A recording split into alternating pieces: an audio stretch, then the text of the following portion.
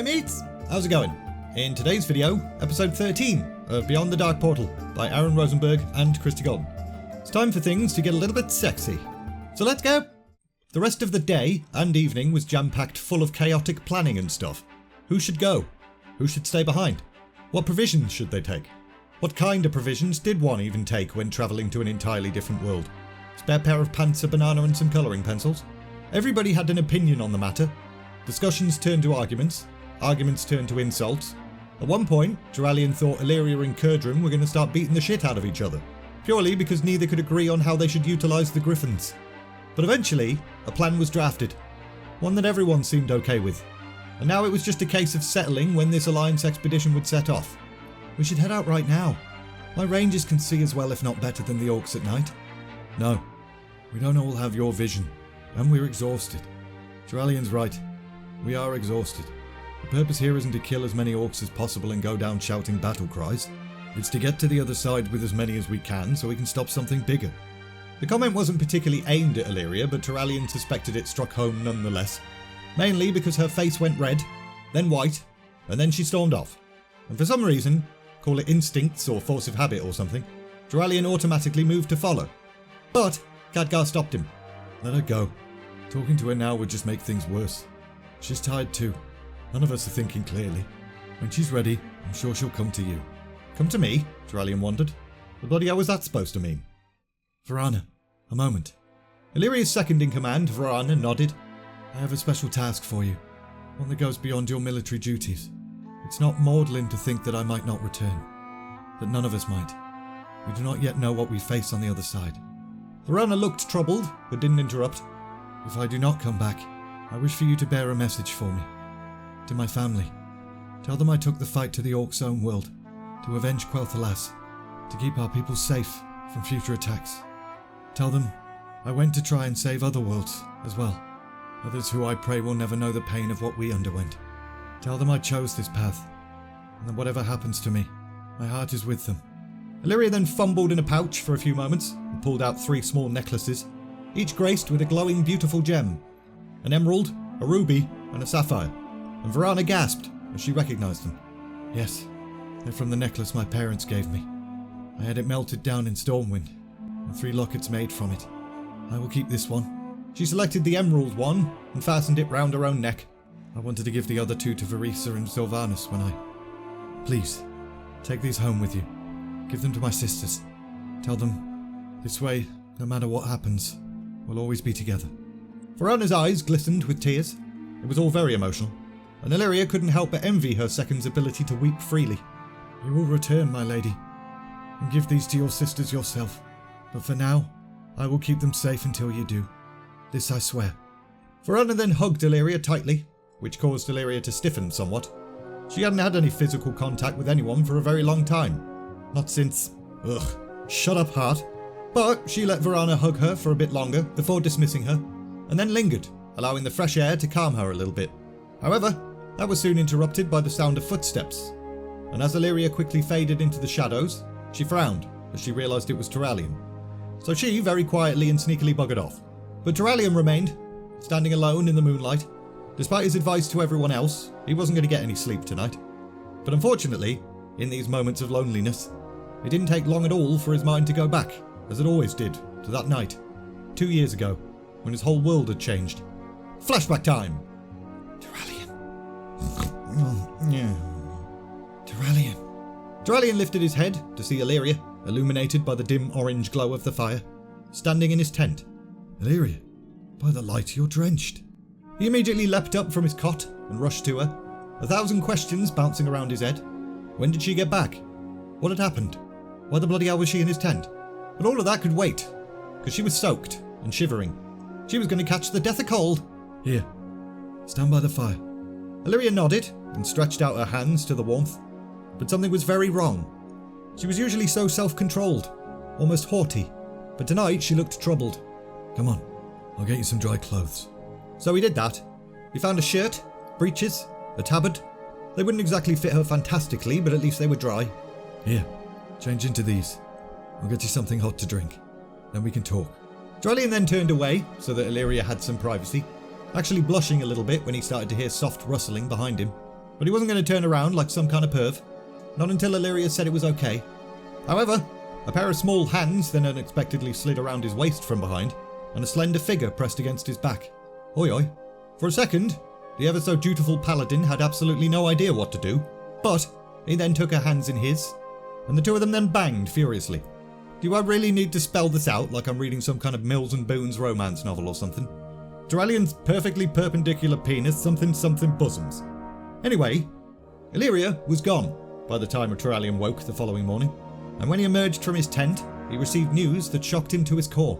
The Horde had cut their way through Quel'Thalas, and Alleria had lost no fewer than 18 of her kin. Cousins, aunts, uncles, nephews, but worst of all, her younger brother. He'd rushed to find her the moment he'd heard the news, but when his hands closed on her shoulders, she wrenched away. When he tried to talk, she brushed any words aside.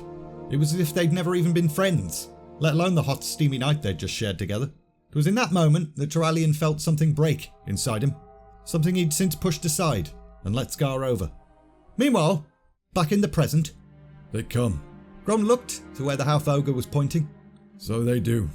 Hellscream clutched his axe, Gorehowl, and his eyes brightened in anticipation of the slaughter to come. But his eyes then narrowed as he saw the numbers flooding across the dead land towards them. The Alliance had come in force indeed. But where was that bold leader guy?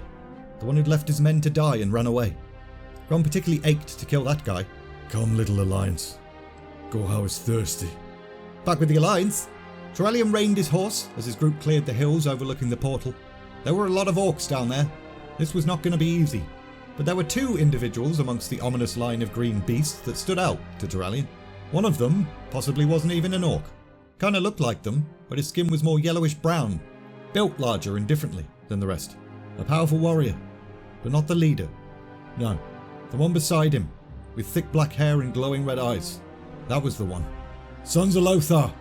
Attack! And with that, the Alliance troops streamed down the slopes, and the battle was on. It was a simple plan. Kill as many orcs as they could whilst heading straight for the portal. Turalyon fought fiercely, swinging his hammer about like a maniac, and close by him fought Alleria, seemingly having an absolute whale of a time. But she was getting careless, too busy revelling in the slaughter of one hapless orc to notice another looming up behind her. Alleria! Without hesitation, Turalyon uttered his prayer and thrust his hands forward, and white light struck the orc square in the chest. But Alleria didn't give a shit. Not even so much as a thank you. She was already on her way to the next orc. Turalyon then turned his attention to the orc leader he'd spotted earlier. The brute was almost dancing through the Alliance forces, his axe cleaving through flesh to a chorus of screams.